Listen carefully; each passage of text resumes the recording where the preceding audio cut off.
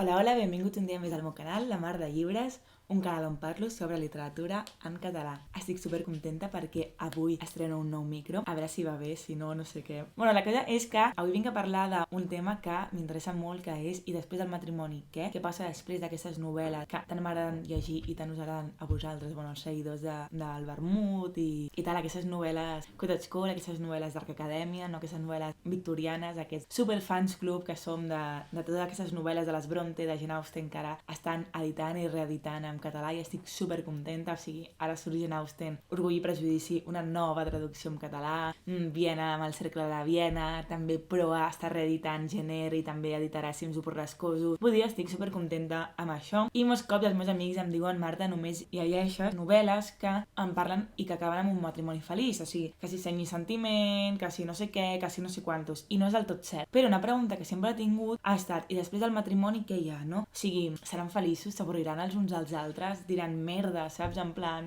que avorrit que ets, em caus com el puto cul, saps? O estaran tot el dia barallant-se, o es morirà un jove, o se'ls hi moriran els fills, no sé. Hi ha mil coses que poden passar en aquests matrimonis que no se'ns expliquen i que sembla que un cop es casen s'acaba la història, perquè literalment s'acaba la història, i com si després no hi hagués res més enllà que tot un món de felicitat i que tot anirés perfecte de la vida, o sigui, des del casament fins a la mort. I si és una cosa que jo sempre m'he preguntat, així que l'altre dia vaig fer unes quantes enquestes per Instagram: heu pensat mai, i després del matrimoni què? Amb els finals feliços de les novel·les així del rotllet d'Arc Acadèmia Cottagecore. I un 57%, que veu ser un total de 78 persones, veu dir: no, m'emociona amb el romanç i amb l'esperança de que tot anirà bé. Clar, jo també m'emocionava moltíssim amb això abans, però ja fa un temps que li dono voltes ja després del matrimoni, que ha de ser top i avorrit en aquelles vides que en el fons eren molt avorrides. O sigui, no ens enganyem, jo soc una persona molt activa, vaig a la uni pel matí, treballo per la tarda, quedo amb els amics, que no sé què, que si el cap de setmana vaig aquí, que si vaig a no sé quantos, que si vaig a fer-me un cafè, o sigui que em moc molt i tinc com moltes relacions socials dintre del que cap. I en aquestes novel·les no, o sigui, tenen com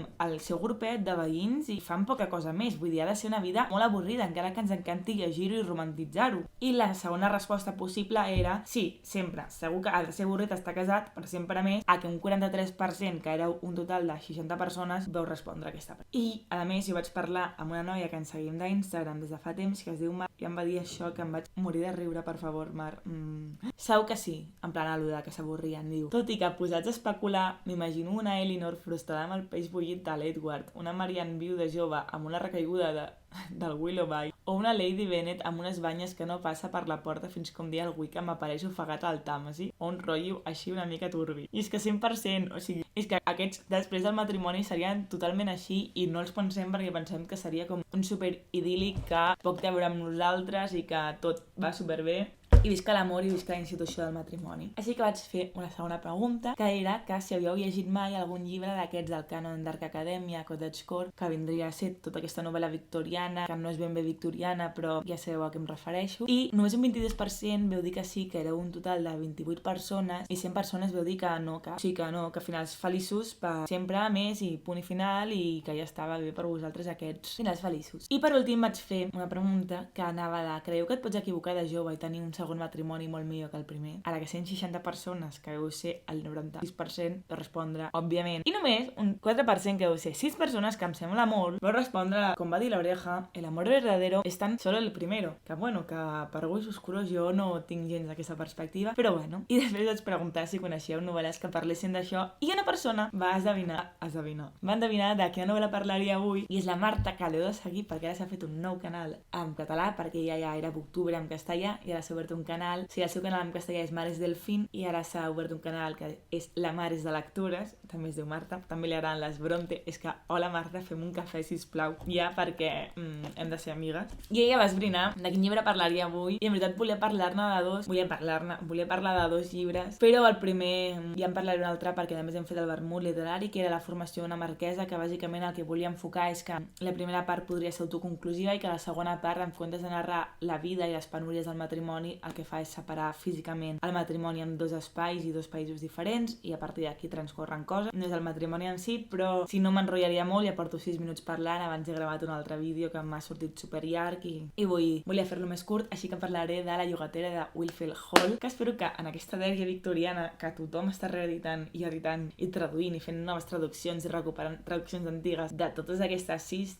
i de la senyora Austen, la col·lega Jane, que algú reedita aquest llibre en català perquè hi ha una traducció que crec que és del 2006. Molt total de que aquí vinc a parlar de després del matrimoni, què? Perquè aquesta novel·la literalment parla de què passa després del matrimoni, què passa després d'aquest primer matrimoni de la... no va dir Núria Graham, perquè es diu Helen Graham, però crec que el Graham no es dia Graham, crec que és el nom, no me'n recordo. Bueno, la Helen, vale, que aquesta té un primer matrimoni que surt supermalament, li posa les banyes al seu marit és un gilipolles, és un caraculo, o sigui, el seu marit és un imbècil, un alcohòlic, o sigui, no hi ha per on agafar-lo, o sigui, l'odio em cau com el puto cul, i aquest matrimoni va malament, ella abandona el seu marit, i mentre abandona el seu marit i s'amaga del seu marit. Bueno, la cosa és que aquest llibre parla realment de com és aquest després del matrimoni, com és aquest després del matrimoni que no funciona, i m'agrada molt en aquest sentit de no tots són aquests finals feliços que tant ens agraden, aquests amors tan profuns i tan tòxics i tan adolescents com el de Cims Borrascosos. Total, no és aquest amor així de Cims Borrascosos, és un amor de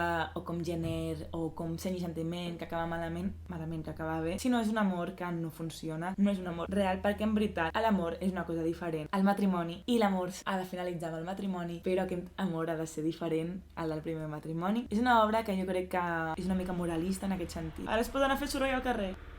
Bueno, és una obra que jo crec que té com una dimensió moral molt important. Jo crec que l'Anne Bronte això es veu més que les altres germanes. No sé, tant Agnes Grey com aquest, jo ho veig més així. Que potser a la seva època no tenien tant aquesta visió de que era més moralista, però jo des del meu present sí que ho veig. Perquè passen diferents coses amb aquest matrimoni. Llavors, no explicaré tota la novel·la, sí que parlaré d'un parell de temes que m'agraden, que m'he fet un petit guió sobre l'adulteri. Per un costat, malgrat haver-hi adulteri i un triangle amorós, sempre la protagonista, la Helen, deixa molt clar que ella és molt creient, que creu molt en Déu, que ja ho fa tot bé, que ella és una persona bona, perquè per d'alguna manera justificar tot el que està passant. La història està narrada en 3 parts, són cartes. Una és la carta que li escriu al senyor Markham, que és amb el que acabarà casant-se la Helen, a un amic seu. La segona part és de la Helen, un diari que li deixa al senyor Markham per explicar-li la seva història, per justificar per què no es pot casar amb ell, perquè no li pot fer un petó. I l'última part crec que també era del senyor Markham, ara no estic segura. També us deixaré un parell d'articles que he trobat sobre el tema, que ho expliquen molt millor que jo i que també he mirat perquè m'interessava a una classe que,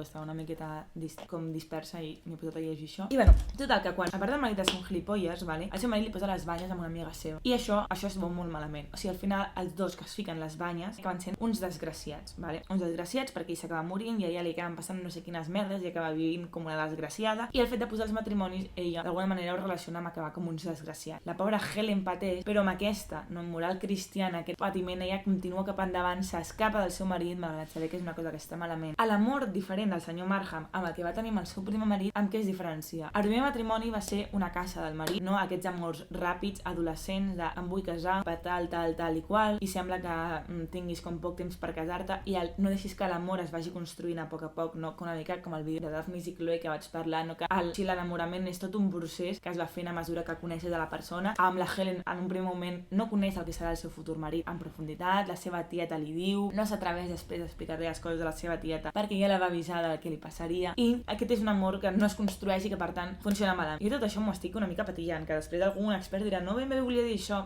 bueno, jo és com ho veig, vale? I en canvi el segon amor, el que és l'amor de veritat, el que passa totes aquestes proves, no? Aquestes proves per arribar a l'amor del final és un amor que es va fent a poc, que passa per fases d'enfado, de desconfiança, fases de et tinc que espiar d'amagat, fases de sé que tu vas a aquesta hora que passejar allà i llavors vaig per allà per fer veure que em trobo casualment amb tu, però en veritat em vull trobar amb tu, no és una trobada casual, però sí que ho és, no? I aquest amor més lent, més a poc, que passa aquestes proves, al final acaba recompensat d'alguna manera amb un matrimoni feliç, perquè què fa l'autora? Per no posar els cuernos, per no posar les banyes, perquè la Helen no sigui una senyora que posa les banyes, i per justificar tota l'estona que ella repeteix molts cops que Déu, la bondat, acaba matant el marit de la Helen, es cau un dia amb el cavall, se li infecta la ferida perquè ell és un alcohòlic i tal. Però tot i així, quan el marit de la Helen es cau i tot, ella deixa el seu refugi per anar-lo a cuidar. Tot i així segueix compromesa, malgrat ser un gilipolles, i està enamorada internament del senyor Markham. Internament el seu deure com a dona, o sigui com a muller, és anar-lo a cuidar en els moments en què ella està així. I a mi això em sembla fortíssim i és el que acaba d'encaixar. És un personatge que fa tot el que ella creu que és moralment correcte tota l'estona. O sigui, no és una persona immoral que acaba posant-li les banyes, que seria el més fàcil. O sigui, aquí m'he canviat el nom, pinto uns quadres per vendre's per fer-me diners, sóc una dona independent, el meu marit és com si estigués mort, podria fer-me petons amb un altre tio, però no ho fa perquè, encara que això li suposi un conflicte, moralment no és la moral que ella vol i és una persona molt ferma, molt religiosa, una mica com quan a Jenner, com es deia la noia que ja es mor, que és tan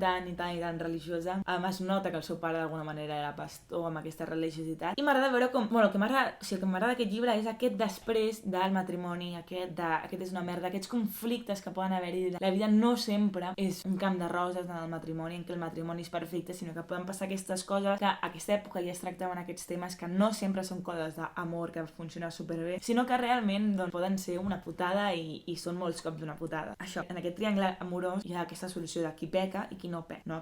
Aquesta dualitat del càstig, el no càstig, la bondat, el mal, no? Tota l'estona de qui ho fa bé, qui ho fa malament. L'autora posa a les persones en un mateix conflicte, que és que et moli una altra persona. És molt diferent perquè òbviament el de l'Annabel és com, la pinta com una zorra, que jo penso, pobra Annabel, jo a la teva edat també voldria tirar-li la canya tot quisqui perquè quin pel casar-te amb un tio que tampoc és que t'agradi, sinó una fas una mica perquè et toca. I en canvi a la Helen la posa com una santa, justificant també com. Exacte, que aquesta relació, això ho he tret de l'article aquest que deia, aquesta relació adúltera, la de l'Annabel i el marit de la Helen, representa lo contrari a la. O sigui, no és l'amor verdader que és el de la Helen, no? Que juga tota l'estona amb aquest de què està bé, què està malament, quin és el bon amor, quin és el mal amor, quina és la bona vida, o sigui, quina és la via per estimar bé, com què has de fer, què és moralment correcte, què no és moralment correcte, o sigui, planteja com tota aquesta sèrie de dubtes, tota aquesta sèrie de coses que podrien ser com a mínim contemporànies de, bueno, no sé en aquella època fins a quin punt la gent es plantejava que pogués estar en aquestes situacions, però no sé, com a la nostra època són situacions amb les que et podries trobar, no? Que ara hi hem poder la solució del poliamor i tot això, però que sí, són problemàtiques que jo crec que com la nostra cultura arrossega, no? I ell els hi posa una solució, problematitza els seus personatges perquè els seus personatges posin aquestes solucions. No sé, jo trobo que és una novel·la fantàstica, crec que no em deixo res més amb això de que la Anne l'únic que pot fer per salvar la Helen és matar el seu marit, que és l'única, perquè tots sabem que aquestes novel·les acaben bé i per acabar bé el marit ha de morir, i jo penso, i si no s'hagués mort? Pobrissona, jo l'hagués matat, com aquella cançó de Ante la duda, la viuda. I bueno, això és tot, és una novel·la que us recomano moltíssim, la podeu agafar a la biblioteca en català, i si no, jo espero que algú la reediti. M'encantaria, estaria molt feliç. I, bueno, us la recomano moltíssim i que està molt bé poder pensar com aquests més enllaç, no?, d'aquestes novel·les que a vegades sempre... O sigui, ja no tant es veuen aquestes novel·les com novel·les de nenes, com novel·les de noies així, que tot acaben feliç, perquè ja s'ha vist que no. Les novel·les de Jane Austen tenen molta ironia, les de les Bronte tenen com molt contingut i molt de... anar a punxar i no sé, jo us la recomano moltíssim, que penseu com una mica més enllà d'aquests matrimonis. Espero que us hagi agradat el vídeo, espero que us hagi fet una mica veure que els matrimonis de les meves novel·les no sempre són feliços, també hi ha matrimonis, també hi ha dolents, o sigui, també hi ha maltractadors, també, és que tot el que tracta l'Anne Bronte a mi m'encanta, encara que sigui molt més moralista que les seves germanes, jo l'adoro. I bueno, no sé, això és tot, espero que us hagi agradat, recordeu que us podeu subscriure, donar like, compartir el vídeo, que a mi em fan molt feliç aquestes coses, comentar, i no sé, ens veiem d'aquí un parell de setmanes. Adeu!